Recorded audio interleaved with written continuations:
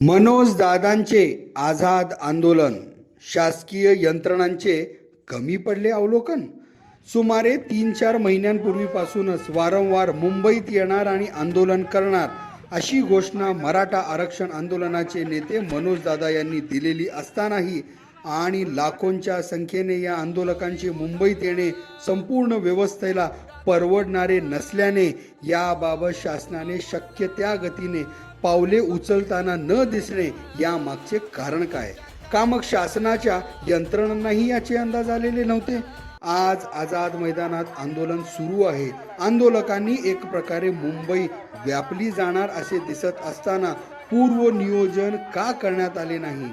शासनाच्या यंत्रणा काय करत होत्या?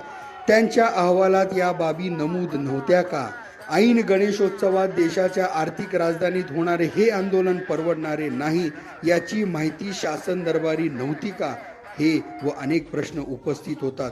त्यामुळे आंदोलनाने घेतलेले हे स्वरूप, आंदोलकांची संख्या, एकूणच या आंदोलनाचे अंदाज बांधण्यात या यंत्रणा कमी पडल्याचे मान्य करावे लागेल. काहीही असो, आंदोलनकर्त्यांची संख्या आणि मुंबईची स्थिती याचे ताळमेळ बसणे शक्य वाटणारे नाही. आणि आता या परिस्थितीत निश्चितच सरकार जोरदार प्रयत्न करत आहे. मनोज दादांसह आंदोलनकर्त्यांची समजूत काढण्याचा प्रयत्न सुरू असल्याचे दिसत आहे.